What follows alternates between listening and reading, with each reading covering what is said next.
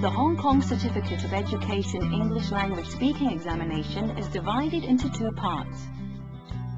In Part A, a group of candidates have to discuss an assigned topic based on given prompts. For this part, candidates will be interacting with their peers and will be completely responsible for the progress of the discussion. Therefore, candidates will need to use a wide range of communication skills. In Part B, candidates will have to answer the examiner's questions individually. They will not be given time to prepare and make notes for this part. Exam procedures. Candidates should report to the centre to which they have been assigned at the time specified on their admission form. All candidates should make sure that they arrive punctually. Each candidate will be computer assigned to a group beforehand, and your group may be one of the first to be examined, so you must be at the centre on time. You need not go to the centre too early. If you find that you have arrived early, do not go to the reporting room until 15 minutes before the reporting time specified on your admission form. For example, if your reporting time is 4:30 p.m, you should arrive at the reporting room no earlier than 4:15 p.m. Arriving too early creates confusion and crowded conditions in the reporting room, which makes it difficult to start the examination on time. Before entering the reporting room, you should turn off your mobile phones. When candidates report to the reporting room, they should take a seat first and wait for the attendance taking by the reporting room supervisor. This will take some time, and candidates must be patient and keep quiet. One by one, candidates will be called to come out and have their admission forms and Hong Kong identity cards checked. After attendance has been taken, candidates will be given an adhesive label in one of four colours: red, blue, green or yellow, and the label will have their surname and group number written on it. Candidates should place the label on their chest so that the examiners and other candidates can see it clearly. Candidates will also be given two score sheets, one blue and one pink. Each score sheet will have their candidate number on it. They should check the information on the score sheets carefully and sign them. Candidates should give these two score sheets to the two examiners when they go into the examination room. Shortly before the examination begins, candidates will be directed to a separate preparation room and be given 5 minutes to prepare. Other candidates in the same group will be preparing nearby. Candidates must not talk to each other. This would be distracting and might give an unfair advantage to some of them. Candidates are also not allowed to consult unauthorized materials, such as dictionaries, reference books or notes, in the preparation room.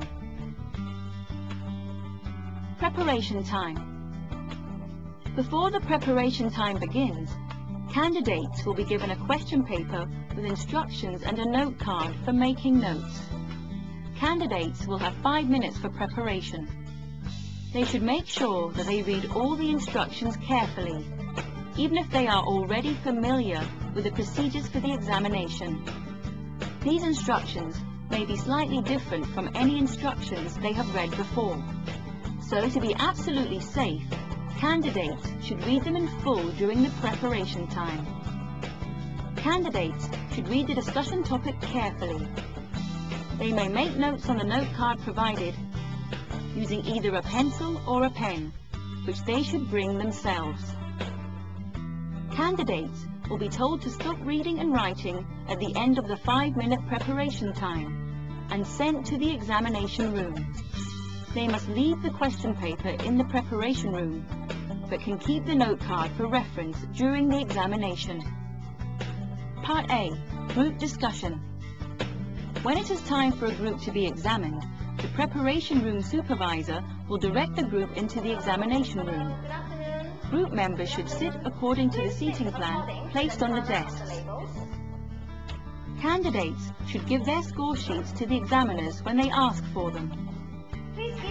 The exact arrangement of the examination room may vary according to the facilities available. Candidates will probably be asked to sit like this.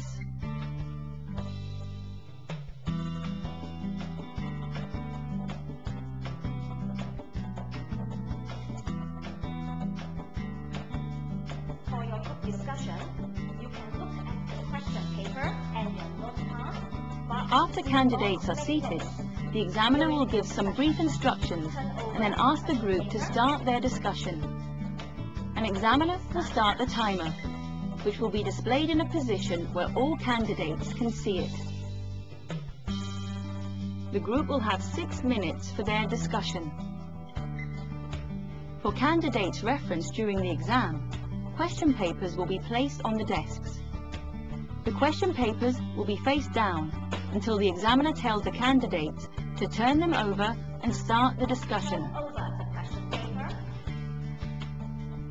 During the discussion, candidates will not be allowed to take notes, but they may refer to the question papers and the notes made during the preparation time.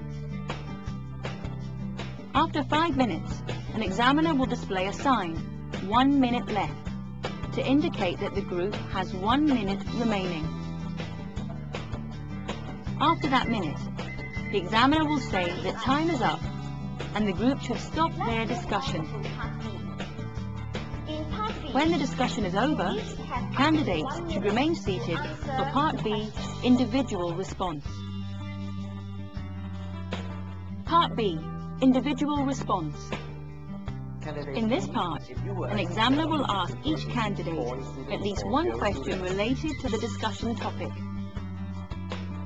There is no preparation time.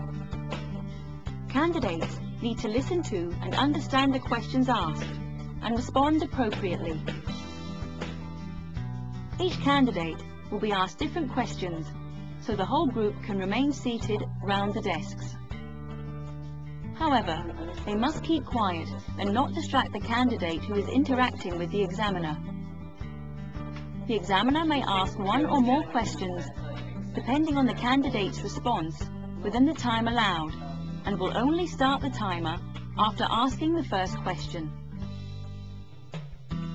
The candidates can refer to their note cards and question papers if necessary. After all the candidates in the group have completed Part B, the note cards will be collected by the examiners and the group will be dismissed. Candidates must not take away the question papers. Examiners will award overall marks for candidates' performance in both Part A and Part B.